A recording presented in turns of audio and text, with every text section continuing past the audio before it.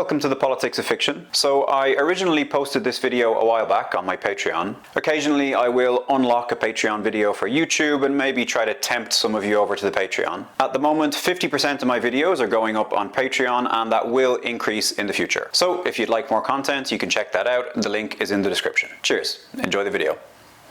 The title of Mice and Men comes from a poem by Robbie Burns, To a Mouse on Turning Her Up in Her Nest with the Plough. Apparently he wrote the poem when he was out ploughing and he accidentally destroyed a mouse's nest. I'll read a little part of the poem, I'll spare you the Scottish accent. That wee bit heap of leaves and stibble has cost thee money a weary nibble. Now thou'st turned out for all thy trouble, but house or hold, to thole the winter's sleety dribble on Cronrock cold. But mousie, thou art no thy lane, improving foresight may be vain. The best laid schemes of mice and men gang after gley, and leave us naught but grief and pain for promised joy. It's a sad little poem, and that sense of aching sorrow is pretty much the sentiment you're left with after finishing Steinbeck's novella as well. Although it's very short, the book explores a lot of issues as well, like work, violence, masculinity, loneliness. And I think it's that combination of thematic depth and emotional resonance that has ensured its legacy as one of the great works of English literature. So let's get into it in more detail.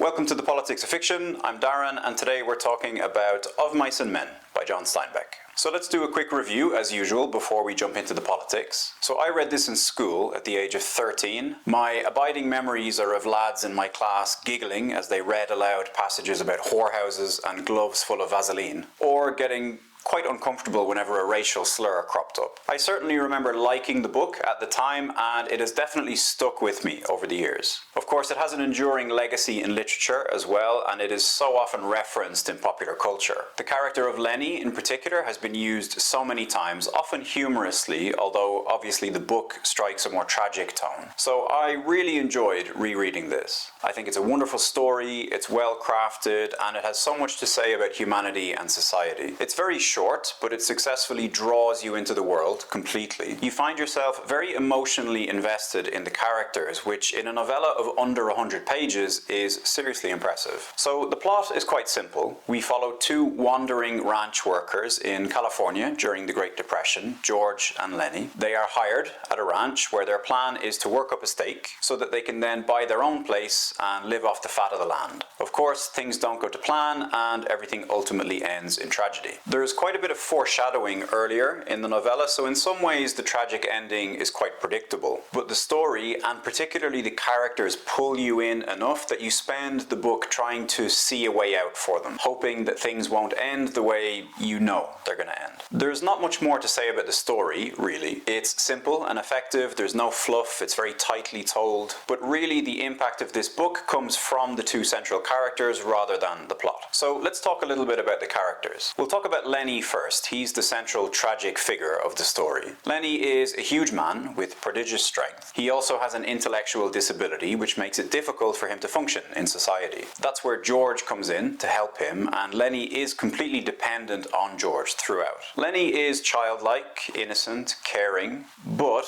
unfortunately that combination, his inability to navigate certain social situations, his prodigious strength and his weakness for soft things, ends up getting him into trouble. trouble. I think Steinbeck did a great job overall drawing quite sensitively what could have been a very exaggerated character or a one-dimensional character. Lenny is very human and he evokes a lot of sympathy, which is what gives the ending of the book such a strong emotional punch. The character of George really just exists in relation to Lenny throughout the book. He doesn't really get to be his own man, which I suppose is his tragic trait. George is smart and shrewd. He wants a simple and free existence, just like everyone else in the book. But I would say what stands out most about George is his compassion. A lot of other people might have abandoned Lenny long ago out of self-interest, but George has stuck with him and clearly cares about him a lot, to the point where he has sacrificed a much easier life to stay with him. Those final moments in the book are so hard to read, not only because you feel for Lenny, of course, but also in some ways more so for George. He's a really well-crafted character, and he captures something essential and profound and very affecting about the nature of compassion and companionship. Then we have Curly, who is the villain of the piece. He is a little prick, basically. A violent man with a Napoleon complex, and a lot of jealous rage caused by his wife, or at least what he imagines his wife might be getting up to. I think Curly is pretty well drawn overall. We've all come across people with some of those qualities, I'm sure. He's very unlikable in a realistic way, and it is very satisfying to see him get some comeuppance when he goes for Lenny. Curly is a simple and effective bad guy, I would say. Curly's wife, however, is a bit more complicated as a character. I have seen some people argue that her portrayal is quite misogynistic, that it's kind of victim blaming, and that she's written as this sexually promiscuous character who plays with fire. I definitely disagree with that. I think that misses the point of what Steinbeck was doing with her character, which was showing how awful it was for her to inhabit this world. For me, Steinbeck succeeds in showing her as a victim, as somebody who is trapped and vulnerable. The character is never even given a name. She is simply Curly's wife. That's who she is to the men on the ranch, which shows her lack of agency and independence. She is her husband's possession. That's her sole identity. We see that all the men on the ranch assume that she is sexually promiscuous, maybe because of the way she's dressed, but mostly just because she's lonely and she's aching for some human contact, some conversation, anything. And it is the attitudes of the men that I think Steinbeck is very clearly being critical of. We see that when she talks to Lenny, who is the only one who doesn't have these preconceptions about her. There's a really interesting letter that you can find online that Steinbeck wrote to an actress who was going to play Curly's wife on stage, and it's a fascinating glimpse into how he saw that character. Crooks, the stable hand, is the only black character, and he's isolated from the rest of the men, and we'll talk about him a bit more later on when we get to discrimination. And then there are a few other minor characters like Candy and Slim who play small roles in the story. They are both well realized and fleshed out, even though they only appear relatively briefly. Candy in particular adds a lot to the pathos of the book and the tragedy of the ending, while Slim is interesting because he seems like the only character in the book who's quite settled, quite comfortable, quite happy with his lot in life. Let's talk about Steinbeck's writing. The prose is largely unadorned. It's simple and sparse, which I think suits the setting and the story. There are also, however, a few lovely descriptions of nature, often at the start of a chapter to set the scene. Here's a nice example from the first page of the book. Evening of a hot day started the little wind to moving among the leaves. The shade climbed up the hills toward the top. On the sandbanks the rabbits sat as quietly as little grey sculptured stones. And then, from the direction of the state highway came the sound of footsteps on crisp sycamore leaves. The rabbits hurried noiselessly for cover. A stilted heron laboured up into the air and pounded downriver. For a moment the place was lifeless, and then two men emerged from the path and came into the opening by the green pool. The dialogue in the book is realistic and natural, and you can tell that Steinbeck conceived of this as kind of a half novella, half play, and it has been performed on stage numerous times as well as being adapted for the screen. Steinbeck's character descriptions are wonderful, and in such a short text he really manages to make these very well-rounded, very believable characters. Whether it's their physical appearance, the way they move, the way they talk, he captures a lot of minor details very well that give you a really clear mental image of each character, like Lenny dragging his feet the way a bear drags his paws, for example. Here's a great description of Slim when he first appears. A tall man stood in the doorway. He held a crushed Stetson hat under his arm while he combed his long, black, damp hair straight back. Like the others, he wore blue jeans and a short denim jacket. When he had finished combing his hair, he moved into the room, and he moved with a majesty only achieved by royalty and master craftsmen. He was the jerk-line skinner, the prince of the ranch, capable of driving 10, 16, even 20 mules with a single line to the leaders. He was capable of killing a fly on the wheeler's butt with a bull whip without touching the mule. There was a gravity in his manner and a quiet so profound that all talk stopped when he spoke. His authority was so great that his word was taken on any subject, be it politics or love. This was Slim, the jerk-line Skinner. His hatchet face was ageless. He might have been 35 or 50. His ear heard more than was said to him, and his slow speech had overtones not of thought, but of understanding beyond thought. His hands, large and lean, were as delicate in their action as those of a temple dancer. That is very reminiscent of the description of the Judge by Cormac McCarthy in Blood Meridian. So overall, I think the writing in the book is pretty much faultless. Steinbeck has an effortless control over the scenery, the characters, the story, the pacing. It is subtle rather than showy, but it's beautifully written. There's nothing superfluous in there at all. And it all builds up to this very effective tragic crescendo. He really nails the ending and breaks your heart. Which brings us to the tone of the novella. And like I said, this story is tragic and heartbreaking. Not just the ending, but some of the details were given throughout, like the loneliness of some of these men living on the ranch, the difficult lives that they lead, or the fate of Curly's wife, for example. There's this pulse of aching sorrow that beats throughout the book. And even when there are a few snatches of humour or levity, or even brief moments of happiness, like Lenny and George talking about their dream, for example, if anything, it just accentuates the sadness of the conclusion. I think that with Of Mice and Men, Steinbeck succeeded in placing himself right up there alongside Sophocles, Shakespeare, Fitzgerald, and other masters of tragedy in literature. So let's get into the politics of the book. We'll talk first about the idea of the American dream. This is a major topic in the book, and it encompasses a lot of different elements. Labor, workers and bosses, capitalism, land, freedom, among others. So there's that famous quote from the US Declaration of Independence about every individual's right to life, liberty, and the pursuit of happiness. And that idea has become very much ingrained in American society. The wording is interesting because I suppose it depends how you define pursuit. Many people are indeed cursed to forever pursue a dream that will never be realized. Anyway, I suppose if you're an optimist and you have faith in America or capitalism or meritocracy or whatever, you might think of the American dream as something positive, as something that is aspirational but also reachable, something that anyone can achieve if they just try hard enough. If they put their mind to it and they work hard, they'll be able to pull themselves up, yada yada yada. Yeah, we all know that's complete bollocks, and Steinbeck knew that as well. There are plenty of people who work extremely hard and are very poorly paid for it, and they will never manage to escape that cycle. They will never achieve any freedom from ever-present threats like poverty, homelessness, destitution. We look back at periods like the Great Depression, when this book is set, as being particularly grim episodes in history. But even now, an enormous percentage of people in very rich countries like the US live in poverty or just above the poverty line. Their existence, their welfare, their health, they're all extremely precarious. And there's no amount of elbow grease or rolling up their sleeves or availing themselves of some supposed bountiful opportunity that is going to change that. Because the social contract under capitalism for most people is work and be exploited, have most of the value of your labor taken from you, or starve. The idea of the American dream is dependent on capitalism working as it is supposed to, and it doesn't. Or, to be more accurate, it does in fact work as it is supposed to, because nowadays it is simply designed to continue generating profits for a wealthy elite. So the American dream is not only an illusion, but it's also a distraction, it's a diversion, something that keeps people trapped in the struggle, something that deviates energy from movements like unions or socialism that try to improve material conditions. So in the book, George and Lenny have this dream of buying some land and living off of it, and that is what's going to give them their freedom. Land has always been the major reason for human conflict, even when we blame other things like religion. Usually,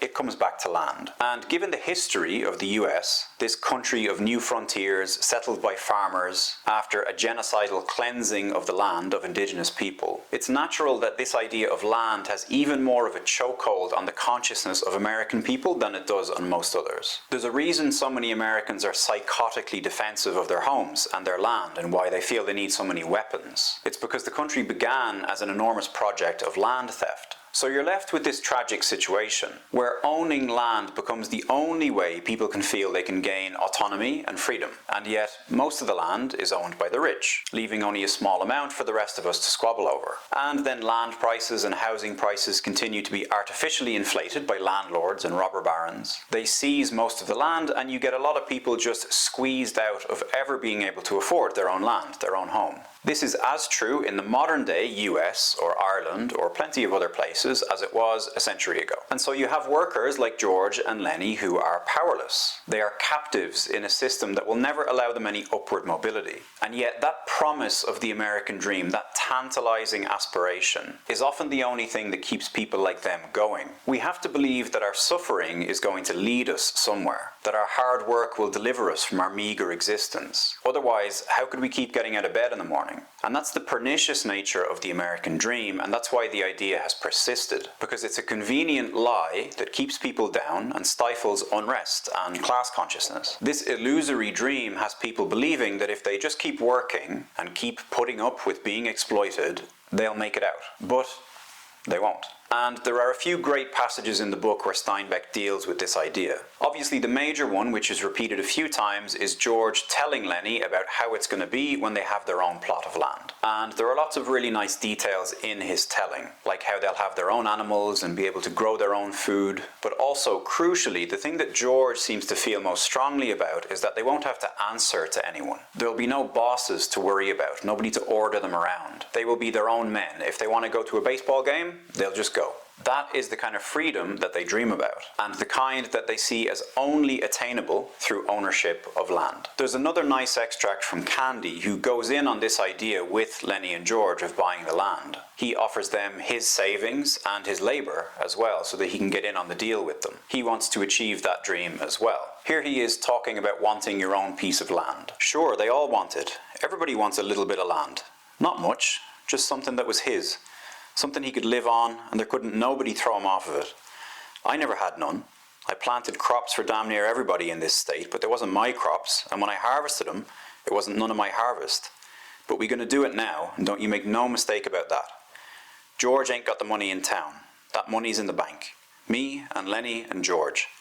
We're going to have a room to ourselves. We're going to have a dog and rabbits and chickens. We're going to have green corn and maybe a cow or a goat. He stopped, overwhelmed with his picture. And then we have the alternate view explained by Crooks. You're nuts. Crooks was scornful. I see hundreds of men come by on the road and on the ranches with their bindles on their back and that same damn thing in their heads. Hundreds of them. They come and they quit and go on. And every damn one of them's got a little piece of land in his head. And never a goddamn one of them ever gets it. Just like heaven. Everybody wants a little piece of land. Nobody never gets to heaven, and nobody never gets no land. It's just in their head. They're all the time talking about it, but it's just in their head. And that is the harsh reality of the American dream. For most people, it is nothing but an illusion. Let's talk next about loneliness and companionship. So Steinbeck sets up this theme on the first page of the novel by calling the town near the ranch Soledad, meaning solitude. The lifestyle on the ranch is harsh, antagonistic, isolating, and as a result, almost every character in the book is lonely or isolated in some way. Crooks is probably the most obviously lonely character, and he talks openly about it. So Crooks is speaking to Lenny and he says, "You got George. You know he's going to come back. Suppose you didn't have nobody. Suppose you couldn't go into the bunkhouse and play rummy because you was black. How'd you like that? Suppose you had to sit out here and read books. Sure, you could play horseshoes till it got dark, but then you got to read books. Books ain't no good. A guy needs somebody to be near him." He whined. "A guy goes nuts if he ain't got nobody. Don't make no difference who the guy is, long he's with you. I tell you," he cried, "I tell you, a guy gets too lonely and he gets sick." Curly's wife is another character who is incredibly lonely. In the world of the ranch, you have this unnatural separation between men and women, with the men acting in this very infantile and crass way, in the manner that they view Curly's wife and the way that they treat her and speak to her. And we'll talk in a little bit more depth about Crooks and Curly's wife in a minute when we get to discrimination. Candy is another character who's very isolated. We see how devastated he is about his poor dog, who was his only companion. Of course, the fate of that dog dog is a key piece of foreshadowing, especially when Candy says, "I ought to have shot that dog myself, George. I should not to have let no stranger shoot my dog."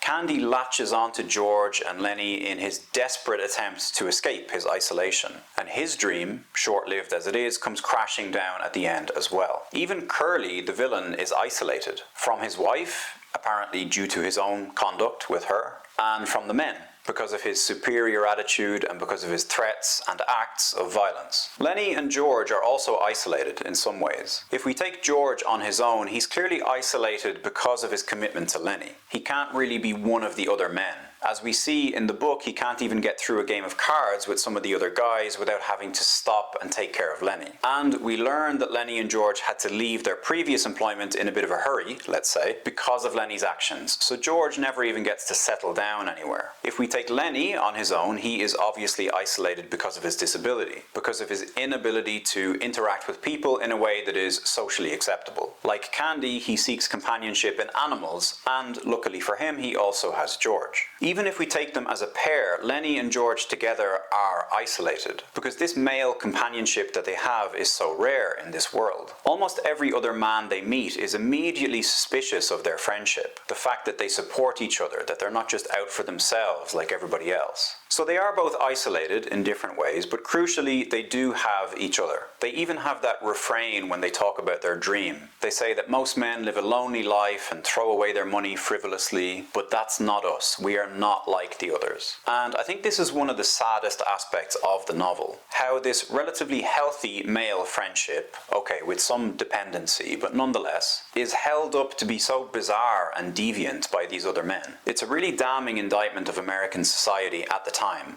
and of all kinds of preconceptions and social stigmas around things like work, individuality, rugged masculinity, etc. Ironically, a lot of people who espouse these kind of regressive views about self-sufficiency will often use the word responsibility. Of course, the way they use it, it's usually just a synonym for material self-interest, maybe extending it to your family. But George and Lenny are such a clear example of the virtue of real responsibility, of the sacrifice that's necessary in order to build a relationship based on compassion and trust, and crucially on material help and support. Unfortunately, in the end, we see that the harshness of the world is such that this kind of relationship can't be sustained. And when George and Lenny's companionship ends tragically, with George taking on that final responsibility in what he does, and you get that terribly sad, flippant line from Curly and Carlson, who are watching George stumble away in shock. And they say basically, what's up with him? The other men of this world will not only never find or establish the kind of companionship that Lenny and George had, but they can't even comprehend it. It's completely alien to them. And that is tragic. So for our final point, let's take another Robbie Burns quote, man's inhumanity to man. Throughout the book, we see so many examples of people basically just being awful to one another, and Steinbeck shows us how that becomes an inescapable cycle. There's a lot in the novella about how systemic injustice breeds inequality, but there's also a lot of interpersonal animus, which of course is heavily linked to having to survive in such an unfair system. There's so much alienation and fear and rage on the ranch. And that gets expressed through violence, predation, discrimination. We see violence from Curly, for example, who has this position of authority over the other men, and he uses that power to satisfy his own insecurities. He physically attacks Lenny for no reason, and although this time he clearly bites off more than he can chew, you can imagine that he has done this to countless others in the past, using his boxing experience and his position as the boss's son to get away with this kind of behavior. But a lot of the most depressing, predatory and discriminatory behavior in the novella doesn't really come from positions of authority as such, but from the ordinary people on the ranch, who will often seek out those weaker than them in order to take out their own frustrations. Crooks and Curly's wife are the two prime examples here. Crooks is very much a victim of racial discrimination. He's completely ostracized from the others, and the way they treat him, the way they speak to him and about him is dehumanizing and abhorrent. And yet when Lenny makes friendly overtures towards Crooks, oblivious to his color, his status, whatever, what does Crooks do? He torments him. He takes great enjoyment in provoking Lenny, who in some ways with his disability is in an even weaker position than Crooks. Crooks delights in frightening Lenny and upsetting him, talking about how George might not come back, he might abandon Lenny, and what would Lenny do then? It's only when Lenny gets angry and Crooks starts to fear for his physical safety that he stops. Interestingly, once he kind of gets used to Lenny's presence and starts appreciating having another person to talk to, he becomes more interested. He even very briefly offers to go in on the dream with them as well. He, like everyone else, dreams of a better life. He more than most, probably. And it's later in this same scene that we see some very similar predatory behavior from Curly's wife. She comes into Crooks's room and he angrily tries to send her away. Then she threatens him, saying that all she has to do is make up some story and she could get him lynched. Again, this is a victim, Curly's wife, a woman who is isolated and mistreated, taking out her frustrations on somebody even lower than her in terms of status. And it's heartbreaking in that moment to see Crooks instantly lose all of his hope and resign himself to the reality of his position. And there are other examples of discrimination in the book, like Candy being somewhat dismissed because of his age and his physical disability, or Lenny, of course, being ridiculed and treated like some kind of wild animal by a lot of the men.